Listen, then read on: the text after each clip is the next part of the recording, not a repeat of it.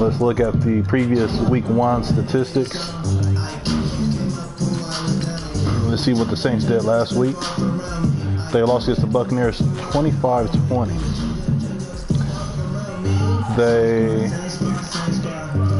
Drew Brees threw for 323 yards, 2 touchdowns, 2 picks, 27 on 40. Rushing, Alvin Kamara, got to get him more on the ground this week. Receiving, that guy Michael Thomas there. That dude's a stud, 12 catches, 137 yards, and a touchdown. So this guy is a great weapon. We got Cameron Meredith from Illinois State, Benjamin Watson, and Ted Ginn, that can actually stretch the field. So let's go ahead and get this game started right now. Let's take a look at the Browns from last week. I was thinking about playing with the Browns against the Saints, but I can't go against the grain. So last week the Saints, the Browns played against Pittsburgh. Baker Mayfield had 227 yards, 1 touchdown, 1 pick. He played 64% of his passes, which is pretty good. Rushing, 23 out of 81. Receiving, David Njoku did his thing. Jarvis Landry didn't do his thing. So Jarvis Landry is, needs to have a good game this game to pick it up. They got him out of free agency to be a good utility for the team to get more productivity out of offense. So anyways, I'm going to tune you guys out, man. We're playing on All Pro, 6-minute quarters, no accelerated clock, and offense only. Peace.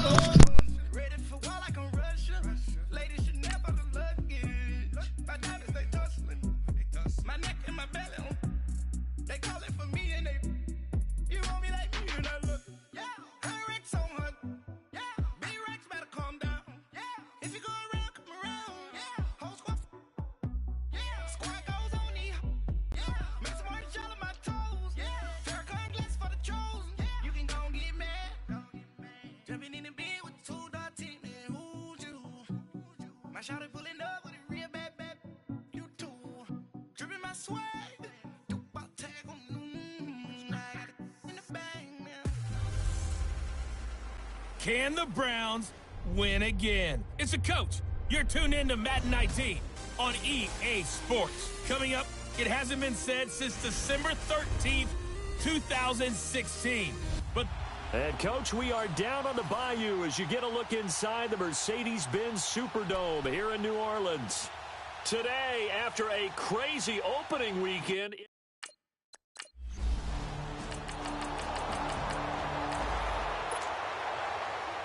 After an excellent punt, this offense in a tough spot down inside their own 5.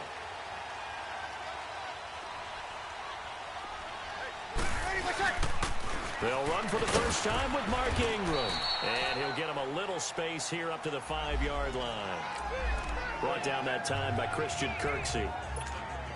And give him a lot of credit there, but even more credit to the guys up front. In that situation, you know it's going to be a stacked defensive front. And to be able to gain that much yardage, that's a big win for the guys on offense.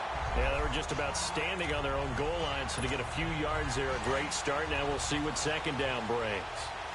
Alvin Kamara really settling into the league in his second season. And, of course, he came out of Tennessee, but not a lot of people remember it. He started at Alabama. He did and got caught in that big mix of running backs at Bama.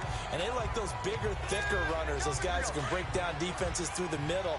Alvin Kamara ended up leaving Alabama, going to a junior college for a while. I believe he went to Hutchinson Junior College before matriculating at Tennessee and finding his way to the NFL, where he is now a star. On the check down, he finds Kamara. And he's going to be taken down here with a penalty flag on the field. Holding offense. So apparently some grabbing there in the middle of the O-line. I've often wondered why that doesn't happen more often for guys that play center. Having to snap the ball and then trying to get your hands into the proper position, that's difficult to do. He got caught that time. On second down, here's Brees. On the crossing route, complete. That's Thomas. And he's able to get this one all the way past the 30. 23 yards on the play. I don't care who you put on him. He's going to be a handful in one-on-one throws. Yeah, right now, you're right. They're in man-to-man. Maybe needs some safety help. I would say that'd be a good idea. Double team him somehow. And a loose football. And this is picked up by the Browns. And they'll start with great field position.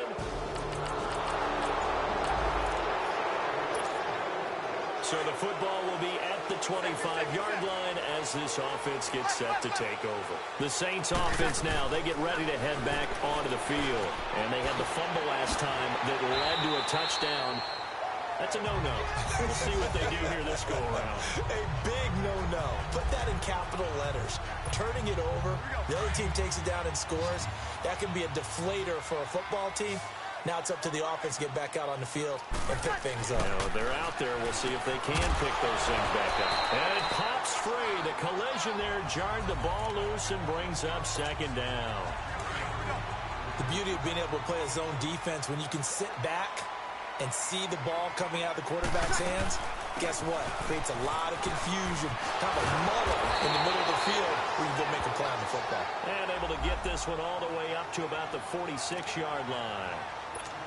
Second down, a little more productive than first. 7 yards on the gain. It gets him to 3rd and 3 now. From the gun, it's Breeze. Now he'll dump it underneath to his running back, complete. And he's got the first down yardage as he takes it down to the 49. Now after the completion, we're going to get a timeout, an injured player. Well, he gets attended to. We'll step aside. So a 1st and 10 upcoming from Browns territory now at the 49-yard line. Now Breeze. He throws and he hits the slant route to Thomas. And he gets it inside the 35 and just shy of the 30. He got 18 yards out of that one, and it gets him a new set of downs. Quarterbacks love slant routes because the receivers are breaking right into their line of vision, and receivers love them as well because they're getting the ball on the move and able to catch it and try and get upfield. Looking for Thomas. He's got him. Touchdown, New Orleans. Michael Thomas, his 2nd touchdown on the season. And the Saints are within an extra point of tying this thing up.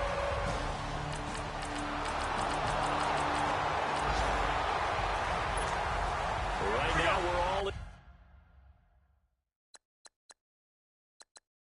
even. It's a tie game as we drop you back in and the offense gets set to take over. They'll run with Ingram here to begin the drive. Takes this one across the 35 to the 36, a gain of about 4.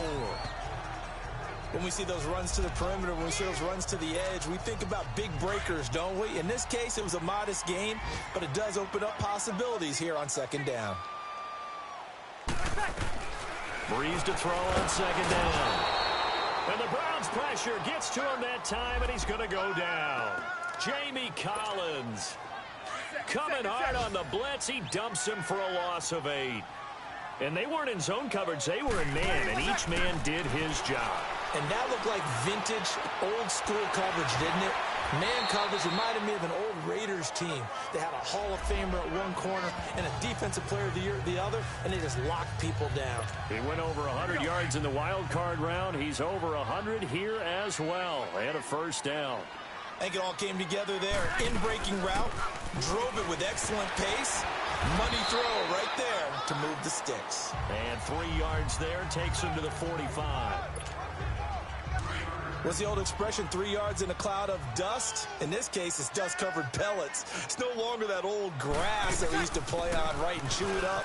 Now we've got that artificial surface. You see the pellets go up. Still a nice play by the defense. And he'll take it down shy of the 45 at the 46. It's a 9-yard gain, and it keeps the drive moving. Mark Ingram really coming into form in the NFL. First 5 years in the league, didn't have a 1,000-yard season, but he's done it the past 2 years. Yeah, and I think a couple of reasons for that. Number one, offensive line has been rebuilt, and they put a lot of resources into that, and they've gotten better. Number two, he's had great running mates back there. Tim Hightower 2 seasons ago, then last year, of course, the sensational Alvin Kamara. And last but not least, the defense is playing so much better in New Orleans. They don't have to throw the ball as much on offense. He can run the ball even more. Over the middle, open is Thomas. Back-to-back nice gains. That one for 14 yards and another 1st. So in the second quarter, he's already up over 100 yards receiving now. And isn't 100 the magic number for a really good game for a receiver? So he got a chance to really shatter that and have a profound effect on this game. His throw caught right around the 6. And he is into the end zone. Touchdown, New Orleans.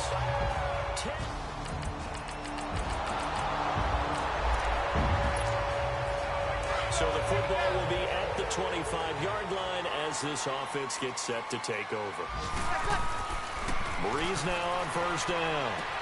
To the sideline, and wow, what a catch there.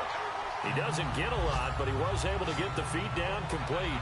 5 yards on the catch there, brings up second down. Well, it's time for them to be good teammates right here, and what I mean by that is possess the ball for a little while. Get at least 2 first downs. Give their defense a chance to settle down a little bit after they give up the touchdown. The catch made over the middle by Ginn. Breeze to another long-time vet, Ginn, for the New Orleans first.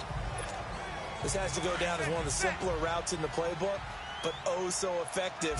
Nice completion there. Keeps the sticks moving. On first and 10, here's Breeze. That's caught by Meredith right side.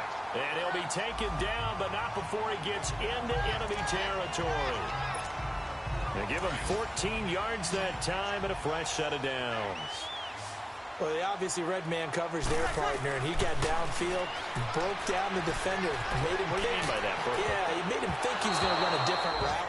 Probably thought he was going to take it upfield. Then he curls back inside for the completion. Looking for more there on first down, but this throw downfield incomplete. And that's one he's got to be happy to have back. There wasn't a hole open in the zone. You'd have to think on early downs like that first down there. Pressure, and he's going to be taken down. They sack him back right around the 44. Myles Garrett in there to drop him, and it'll be a loss of about 8. There's a lot of discussion in the offseason about him having a big year and getting to the quarterback. They held him without a sack in week 1, but how about here? Finally gets his first one of the season. In the offseason, said he changed his diet, leaner, feels so good this year. Excited to see what type of a season he can have. And now a shot taken on third down, but it's going to wind up incomplete. And how about this? 4th and long, and they're going to go for it. They do go for it. It's Breeze. He's going to let it. That's caught inside the 20. And he takes us down deep into Cleveland territory. And the timeout comes in with 2 seconds remaining. So they can trot out the field goal unit for the try before we hit the lockers. We have hit halftime. Still 2 more quarters to go. We'll take a timeout. Due to time constraints, we move you forward in today's broadcast to the beginning of the third quarter. Bailey now to kick this one away. On the return, it's Ted Ginn Jr. And a nice return sets him up pretty good here at the 30-yard line.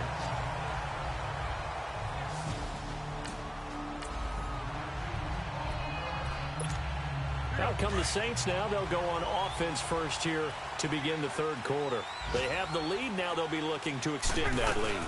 And this is where I enjoy talking about one of my favorite subjects, tendency breakers, or counters as I also like to call them. You've done things in a certain way in the first half, and they've had the ability to see what you've done. They're going to make their adjustments. So guess what? You adjust yourself and try and stay ahead of the pace because you are looking for some separation in this ball game. The adjustment to the adjustment. Without a doubt. Show them one thing, hit them with something else. Tough first half for him, unable to put up the numbers he's used to producing. But with a guy like him, you and I both know it just takes a couple of explosive touches for him to make an impact on this game and on the stat sheet as well. That's complete to Meredith. And able to get this one across the 45 before he's brought down.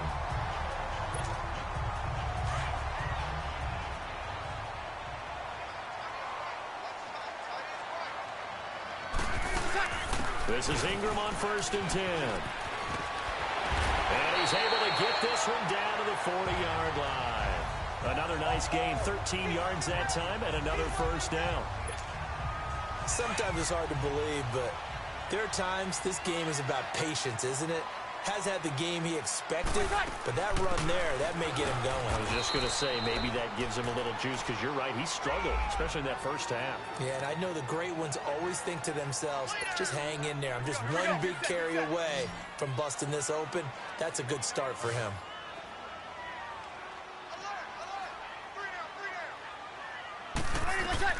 Now Breeze throwing on second down. They go to screen. This is Ingram. Dropped at the 35. Able to display his agility, but not much room to operate. And give him 3 on the screen. He couldn't break free, and it's third down.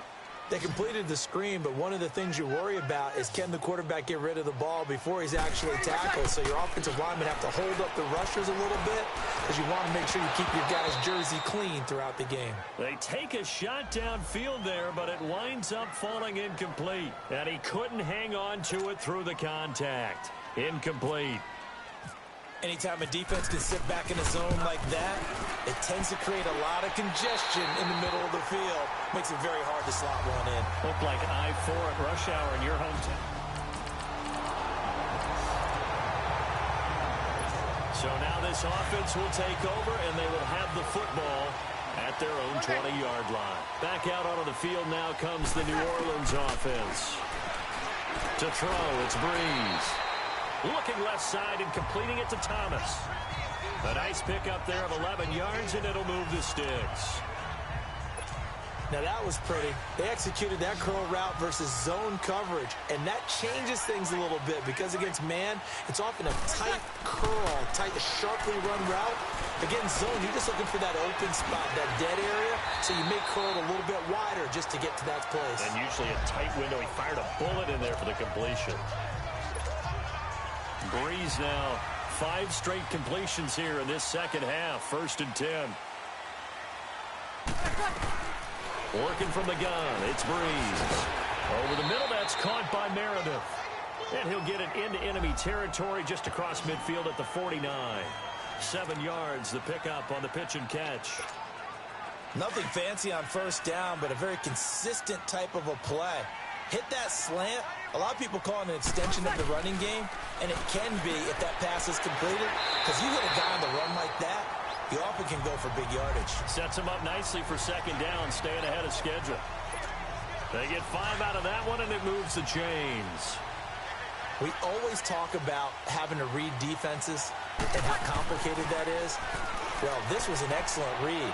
Read the pressure and got rid of the football before it even got to him for a nice game. And when they're blitzing like that, running back usually a good spot to go with the football? Without a doubt, because he's right in your sight line or he's near you. So you're able to just get it to him easily. And once he gets in space, that's usually a good matchup for him.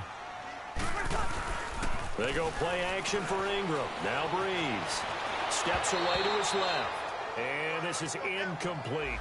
Well, the numbers have been good in the passing game, and certainly a big reason why they have the lead. But now here, third quarter, maybe go to the run game a little more? Yeah, perhaps. I mean, after that incompletion, a little credit to the defense for shutting them down on that play. Maybe you try and run the football a little bit more in this spot. But they have to feel good about how they've been throwing it overall. 3 yards there, good enough to keep the drive moving. They had yet to run the ball at all on this drive, but 3rd and short, definitely was a great time to dial one up. That's going to be caught. And he'll take it into the end zone for the Saints touchdown.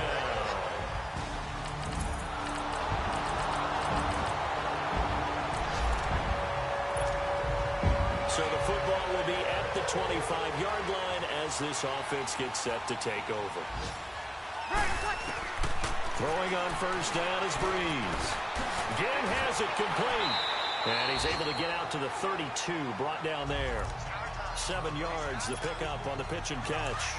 Another nice pickup through the air, and I think a lot of people might expect him to run the ball in this situation, Brandon, but with this lead, they're electing to throw the football. Swings, slants, quick outs, things that they consider safe. Over the middle, it's Thomas.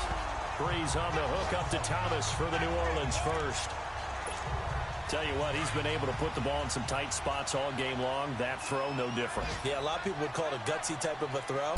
I think he looks at it as, I can do it, so it's not that big of a deal to me, and I'm going to keep firing.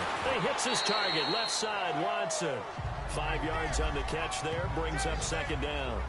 One thing you're hoping for when you run drag routes, you're able to hit a receiver in stride, and he can pick up a lot of yardage after the catch. But in this situation, the defense was effective, able to stop him before he could get a good head of steam going. They run. It's Mark Ingram. And they see right through that defensively as he'll be hit and taken down to the backfield.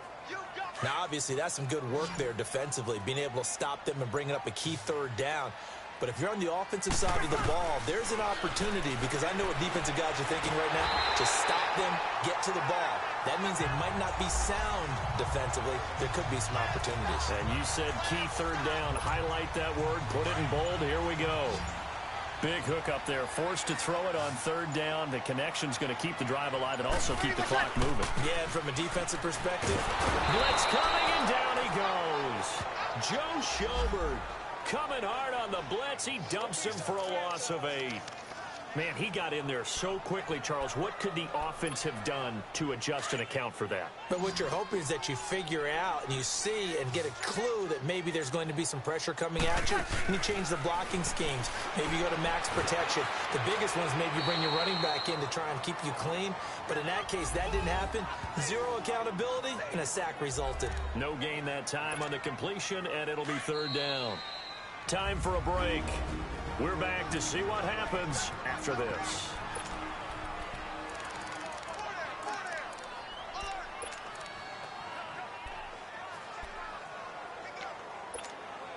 So it's Saints football as we get you reset.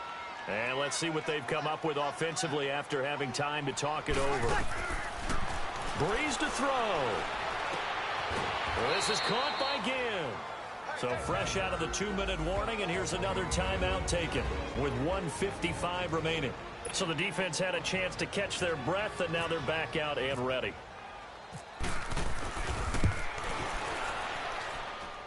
And this is good from 57 yards out. That was bombs away right there. So that's...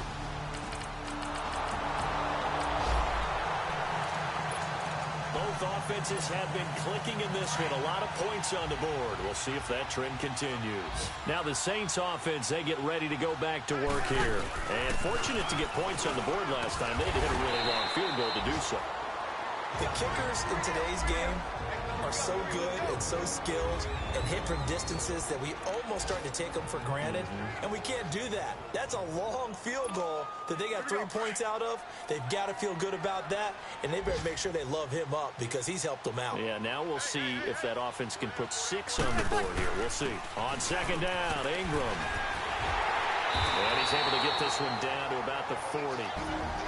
The Browns will quickly use their third and final timeout as they'll stop it with 40 seconds remaining in this fourth quarter. The Saints on third down. They've had good success, 5 for 8 to this point. They're up against a 3rd and 1 situation. And he's going to have the first down at about the 38. It's a pickup of 2, and that's good enough to just about write a finish to this one. Brandon, they're still in the lead, but momentum's certainly been going the opposite direction. So to me, that's a really important pickup there on third down. Try and regain some confidence, and you're right. They need to stem the tide a little bit. That certainly helped.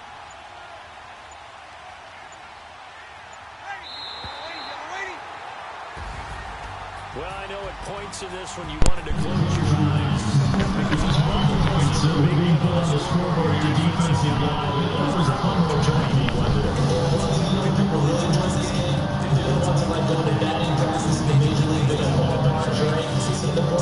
This was a great game. Barely won, 31-28. Browns put up a great fight. Drew Brees did phenomenal. Only had 5 incompletions. He went 29 of 34. His QB rating was 141.4. That is a high QB rating. 3 touchdowns, no interceptions, 85% completions. He played a superb Drew Brees Hall of Fame type of game.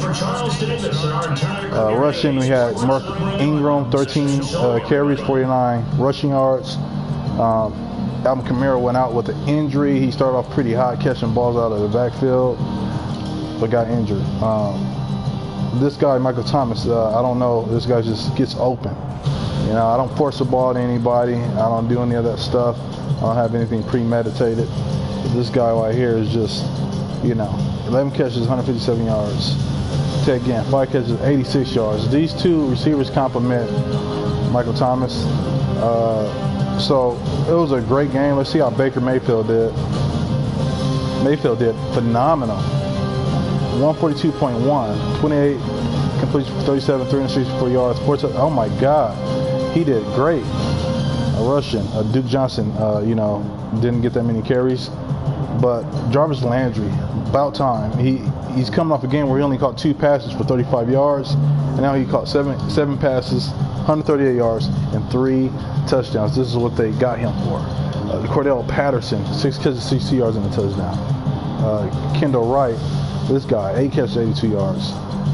So forth and so on. So, a good game, 31-28, we won. So, that's all I got to say. So, let's see what game for week 2 is coming up next. Thank you guys for tuning in.